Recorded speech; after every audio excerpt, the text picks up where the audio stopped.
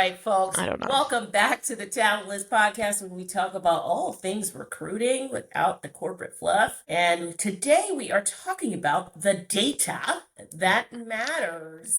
The All right, data. as we all know, all data is not created equal. And so, Ashley, why don't you get into the topic explained today? All right, friends. Well, as you know, not all data is created equal, just like what Des said. Not everything tells the same story, and in fact, some data can lead you to an incorrect conclusion if you don't know how to analyze or aggregate any of this information correctly or appropriately.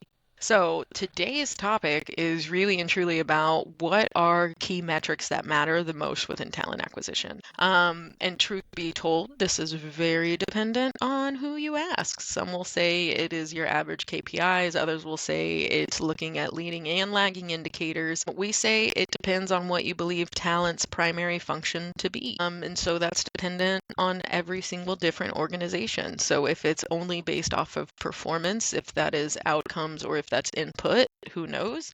Is that impact? Is it cost reduction? Do we need to quantify our data now? What is the primary goal you find most important is one of the questions you have to ask to really find out what key metrics matter.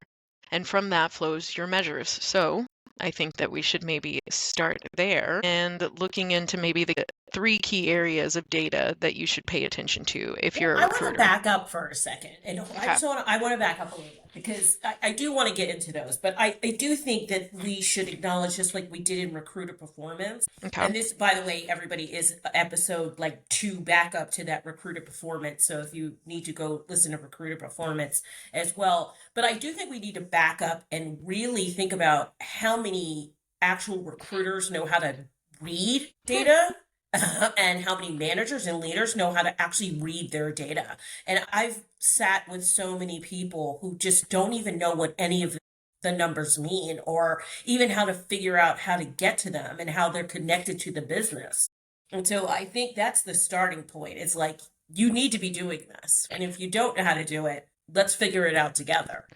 Yeah, so I will say I definitely feel like there is a business acumen glass ceiling, Yeah. and the only way to shatter that is through data literacy. And Yeah. if you cannot use actual, tangible, quantifiable numbers and measures to explain what it is you're doing, to show the linear impact, and to be able to also do predictive analytics on outcomes so that way you're able to actually forecast in a way, and that's again that leadership glass ceiling. They're always looking towards the future at that point because you've gone from boots on the ground reactive doer to now you're progressing in business, right? So Yeah. to be honest, the data and analytics is the literacy piece, it is the translation mechanism, and it is the vehicle that gets you from an IC into I want to talk leadership, I want to talk strategy, I want to talk, efficiency, effectiveness, anything like that. It comes back to data. Yeah, for me, this is like a topic that I know is near and dear to your heart, and it's definitely one of mine. It's definitely not how I spend the majority of my time is sitting in it and really, really doing it, but I know how to, right? Mm, It's not my favorite thing to do all the time, but I definitely know how to do it. And I just think there's a big gap between those of us that know how to read it, those that are actually doing something with it, and really showing the business. And that goes to that strategic partnership thing I'm always talking about, folks. Like if you don't know how to do this piece of it, you aren't being a strategic partner to the business, and something that needs to change. we're thinking of like what is the data that matters, and like I said, it's going to be different for every company. It really depends on how they hold talent in their org, what they expect from them, and also whenever I say how they hold talent in their org, I mean like how are they regarded? Like are they Right. taken into succession and people planning? Are they like how involved are they? Because that kind of will let you know this as well. But one that I've found that is good, reoccurring, and true over and over, and because of its relevancy to the business, usually speaks volumes, is actually attrition and turnover rates of your hires. Why Yes. is that important? One, I am a firm believer that a good recruiter's number one strategy is retention. Why do I say that? One, because if your number one strategy is retention, that means that you're always thinking of the business because you're thinking of how to eliminate cost measures and not do a revolving door of talent hires. But two, you're also thinking of the candidate. That means that you Right. have to prioritize their desires as well. Because if it doesn't meet their need, they will not retain, they won't stay, they will attrit. And so the whole measuring turnover rates and attrition is really, really significant because it shows the business not only linear impact of anytime this recruiter hires someone, we see an average stay date of 4 years, which means for this role, we've increased XYZ. So that could be because of the recruiter, that could be because of the manager, that could be because of 1,000 different things. Right. But now we've diagnosed something going right. Right. Right. And so it's a part of, I mean, talent is a business function. So being able to show that linearity, being able to show, okay, now we know what good looks like. Let's get everyone else to move forward in that direction. Once Right. we've identified after seeing these symptoms, which data does for us, it's really a great thing. One other thing I'm going to point out just really quick because I hear a lot of people use attrition and turnover like so like attrition is whenever the company makes them leave. Turnover is whenever they leave of their own volition. That's Yeah.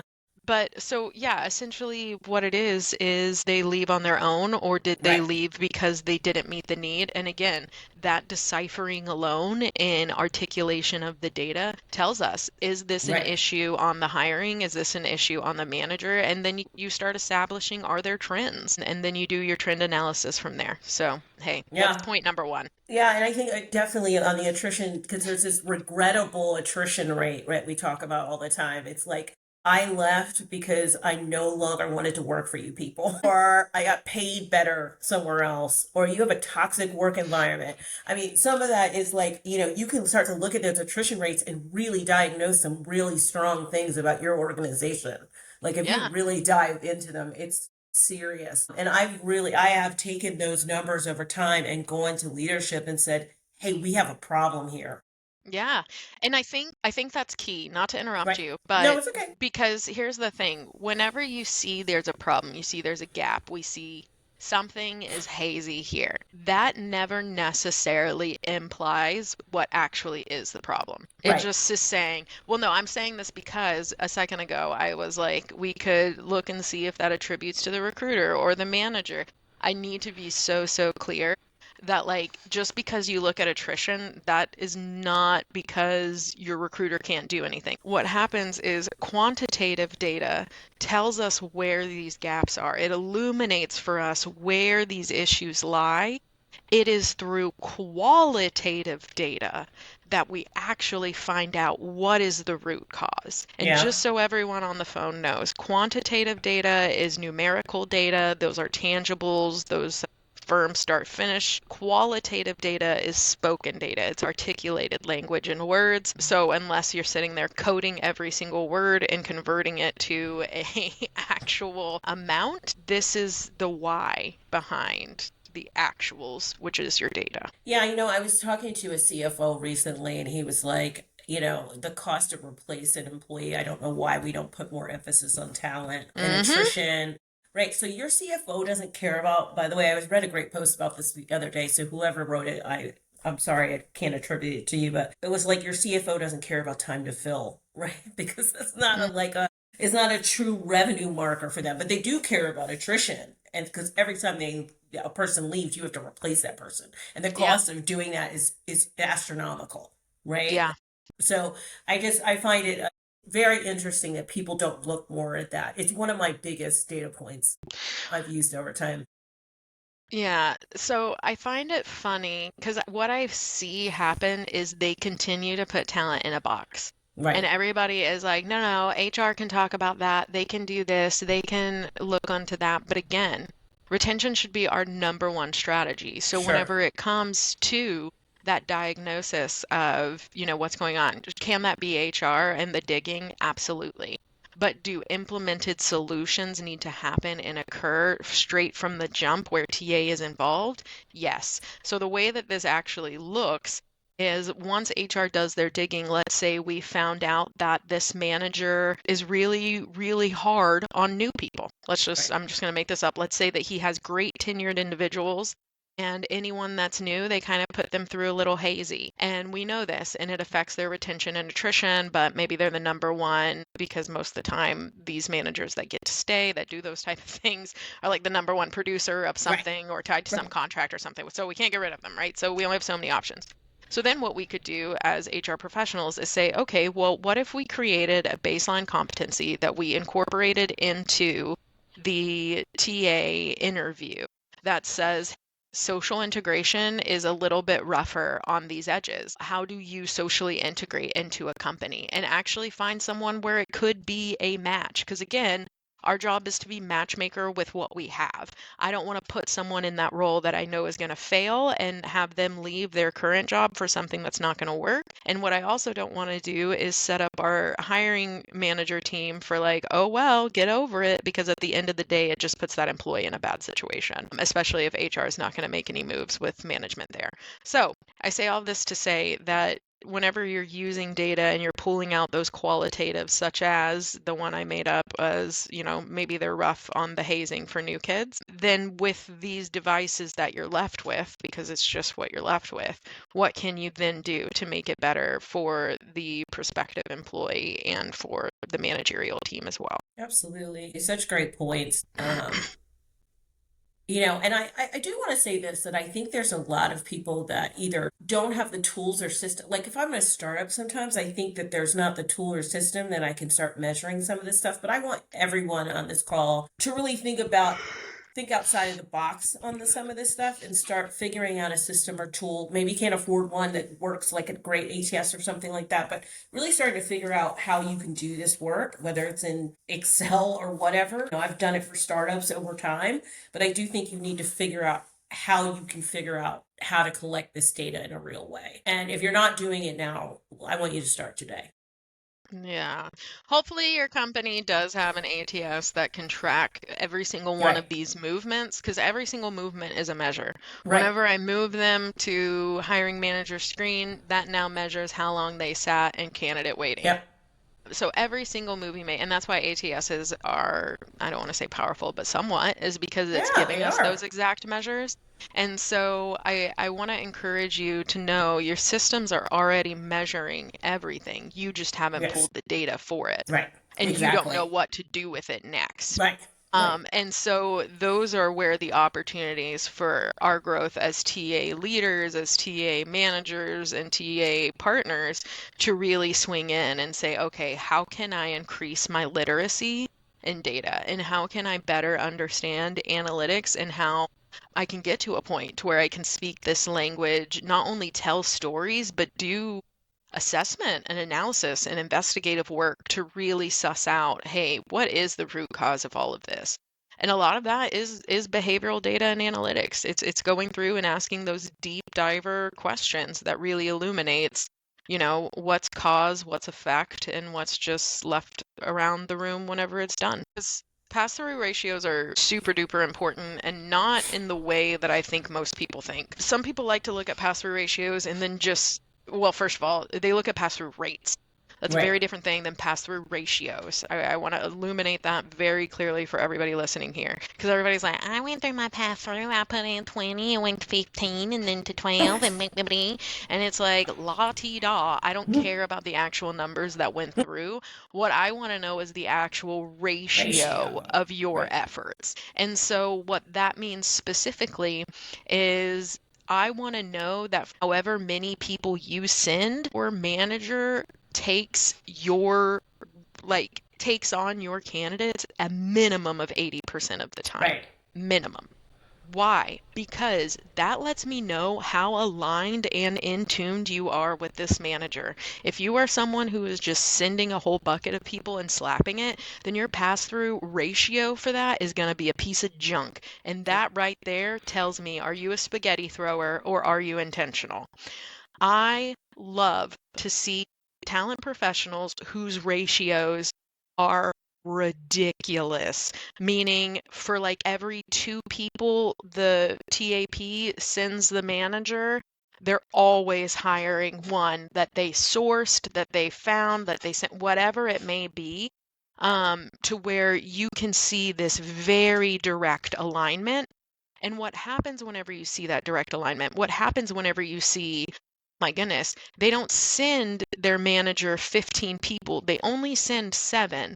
But of those 7 people that they send, the manager takes them all. Versus Right. we have a recruiter that sends those 15, that higher quantity, but the manager only takes 3. Those are 2 very, very different ratios. You have one that's 100% ratio, and then you have one that is 3 out of 15. So that's 1/5, that's 20%. But if we're just looking at production and what you're producing, you may look at this and say, well, this recruiter was able to bring in 15 quote unquote qualified candidates to the manager, thus their output was right.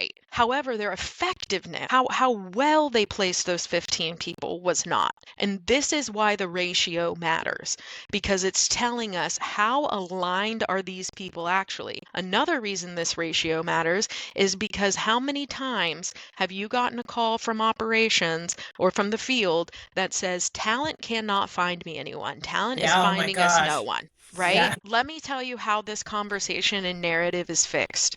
You go into that data and you look at pass-through ratios of every single touch point in the funnel that is controlled by the hiring manager and their interview team. That's usually your step 2, 3, and 4, because usually you do recruiter screen, then you have hiring manager interview. That's alignment number 1. Are we as a recruiter aligned with the hiring manager? We want to see high, high, high ratio there. Great.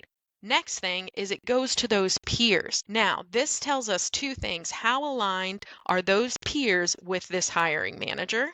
And how aligned are those peers with this recruiter? And if we notice that there's a high drop off from the manager interview into that peer interview, then that may mean that your manager is far too generous and it's actually the peer that's the one that has the scrutiny and may have to work with them majority of the time, to where really the group you need to be pleasing isn't necessarily the manager, but you need to do a quick intake with that peer that's going to Right. be the one overseeing and scrutinizing. Usually this one does the technical interview, things like that, the one that really gets in to that niche aptitude of can they do this job and this skill set. That's who you need to be connecting with. Now, if we see that there's a high drop that just continues happening between these steps 2, 3, or 4, where there's the hiring manager interview, the peer interview, or your C-suite, however, whatever combination you have of that, every single time you have a drop, if there continues to be a trend, that tells you where the misalignment is. So, how I said, so many times people say talent can't find me anyone, is usually someone at a senior level, usually around the 3rd or 4th interview, where now they're having this bad drop off where they've seen, let's say, 5 candidates at the last interview and they've rejected them all. So 2 things. 1, it's a misalignment on their team, all right? Because if we've had everybody go through the process and everybody's qualified them up to this point and just that one person isn't aligned, then there's that. Number 2, the narrative of talent hasn't gotten me anything is what they primarily utilize. However, it's not that talent hasn't provided them anything. It's that talent provided them with what the peer or hiring managers wanted. So illuminating for them that like, hey, this is actually a little bit more of an intra-team alignment. So let's walk through and see where these misalignments are hitting and kind of coaching them and being consultative with them to really suss out, all right, what is going to meet the mark here? And I can't tell you how many times just having that touch point, having that, okay, we're looking and seeing that there's a trend where there's a disconnect. Person X, what is it about these individuals that you are liking or not liking? And person Y, what is it about these people that you feel you can coach to give confidence to the senior leader that you could take on these people with gaps X and Y and still execute the needs of this business? That's the conversation you need to be helping them have. Yeah, I think too, like I was working with a very junior recruiter recently, and I think they see it as like an achievement to send a bunch of candidates for no reason, like, or they Mm, see it as a failure if they're not getting their numbers up. And I want Yep. us to stop thinking about that and talent. Like we have to have these crazy numbers. No, we need to have alignment. We need to have like we know what this role does, what they're looking for, and submitting those people, not submitting 50 people when none of them are going to get through. I think we're Yeah. still stuck in this like volume means something. And it's just not true. It's Yeah. definitely I not mean, true. yeah, you and I have always agreed quantity and quality are not the same thing. Not only Not that, this whenever we're thinking of, you had made mention at one point, the cost of vacancy to have yeah. this role open, the cost to have recruiting staff on it, the cost to have your managers out of the line of business to go interview for a few hours a week or whatever. All of those things add up. So whenever we think of how can a recruiter be better aligned and actually conserve our manager's time, this is again like a cost saving mechanism as well, because Yeah, it's saying, I'm not going to absolutely. have you waste your time on all this banana stuff. I'm actually going to be a consultant for you, do all of it for you, and you just pick whoever you like the most. That Yeah. is who, or not whomever you like the most, whoever's the most qualified. But that is what, it really should be. I'm And it always for the talking most about the part isn't. value of time, of people's time as well, right? There's something to be said if you're dragging a hiring manager to like 17 interviews. Like, it's just not Yeah, appropriate to the business. That's when you start to look like you're not really a partner, right? Because 100%. you are wasting people's time, you're wasting profit, revenue, all the things, because that hiring manager could be do something else. I'm a firm believer in like the three commodity Yes. trio of Yeah. like time, money, Time. and knowledge to me are the three commodities that like I need to be getting two of those three to even be present here. So Yeah. like if you're taking my time, then we should either be making money or you should be giving me knowledge. If Right. you're giving me knowledge, then it's okay that you take my time or it's okay that you take my money. If you're taking my time, it's okay. Like, like there's an exchange here that can kind of go about, but I feel that it's kind of with anytime you get with people who are higher up, the knowledge and time become a higher commodity than so Absolutely. if you're taking their time, you better be giving them knowledge. Okay, moving on. Okay, number three, and I'm going to talk about this because we do not hear talent professionals talk about this enough. Holy smack, and this is not hard to do. So I want all talent professionals listening to this to be like, oh, maybe I'll do that. Like, that's all I want to happen from this next section. And it is this. You need, how I was saying, every single thing is measuring everything you do in that system. You need to take every move and you need to monetize it. And I mean, yes, you need to translate every activity to a price tag. Why? Because talent is a business function. Do you want good tools? Do you want freedom and trust to shape an integral hiring process? And do you want a good cut of budget to be able to do it? Then you need to prove that the investment into TA is worth it, especially under your command. And Preach. nothing speaks to every single executive in the whole entire room like dollar signs. It will not matter if they are COO, CEO, CTO, everyone communicates that one language is data. It's numbers, period, is the It's language, just numbers, so you period. know. But it's a matter of does it have a decimal point and a dollar sign, or is it just a percentage? Or so Right. whenever I say like use the vacancy rate, use cost of hire, Yeah. use the loss of productivity cost, make a matrix that is custom to your company that says every time we hire someone at the degree difficulty role of a level 6, whatever your leveling is for your company, that means that we have to use a senior recruiter and it costs us this much. Like have a literal thing to guide you.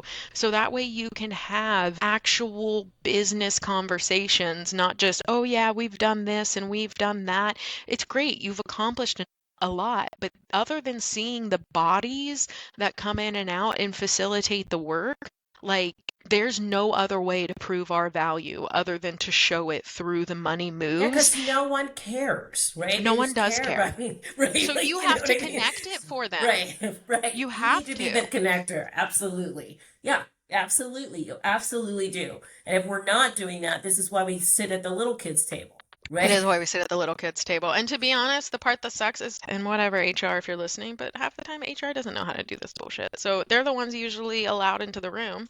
And so half the time, we don't even get to be the ones that surface this. And we don't get to be the ones that say, nah, we should actually look into succession planning this way because this is how we work from a talent branding perspective. And if you want to do that, let's put it on a 1 year site. Like, just Right. whatever, like those conversations don't happen.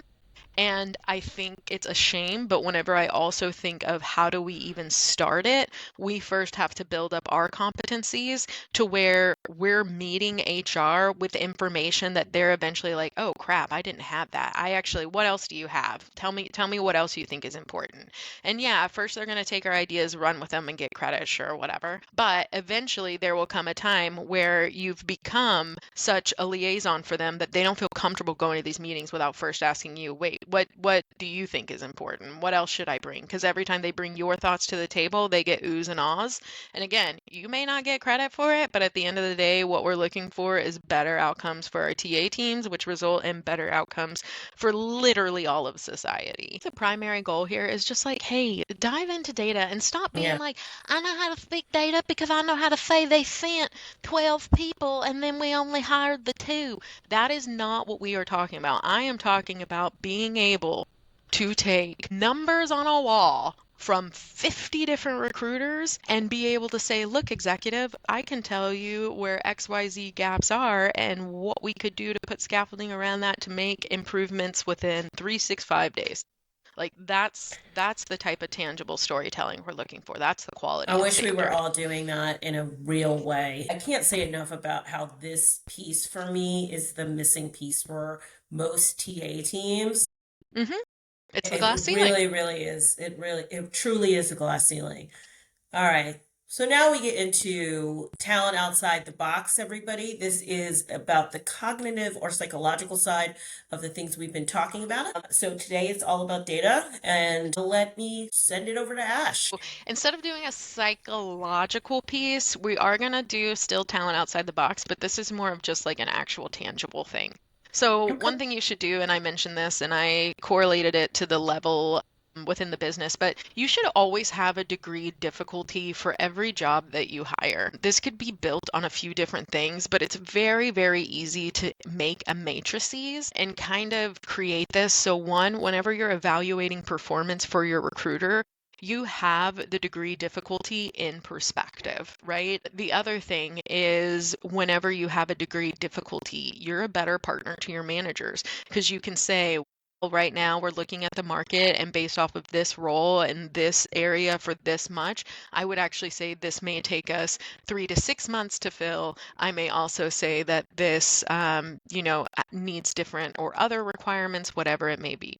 So, when creating a degree difficulty, just know that not all roles are created equal, that no data is created equal either. So, unless it's quantified based off of how difficult it is to fill, you will never actually be getting a true read. So, your matrix should include custom factors based on your orgs, but some standardized columns would include current market impacts, how much of the population is qualified for the role in that area under that salary, travel percentages and willingness, environmental conditions. This can be created in advance and entered into the matrix when a job code is created, so you maintain it while updating the right here, right now factors whenever you need them. Things like that are what helps us and makes the world go round. So take it, run with it, improve it, make it your own. I want to thank you all for joining us today on this awesome episode. As usual, we thank you so much for listening in, and please follow us on LinkedIn, Instagram, TikTok, Blue Sky. I don't know. I've run out of all these things. So many things, so many We have too places many to things. follow us. Please go ahead and subscribe at our website as well. Talentlesspodcast.com is soon to be the holidays going into the new year, and buy your Talentless merch as well. Please do it. I will see you next time. Bye. Bye.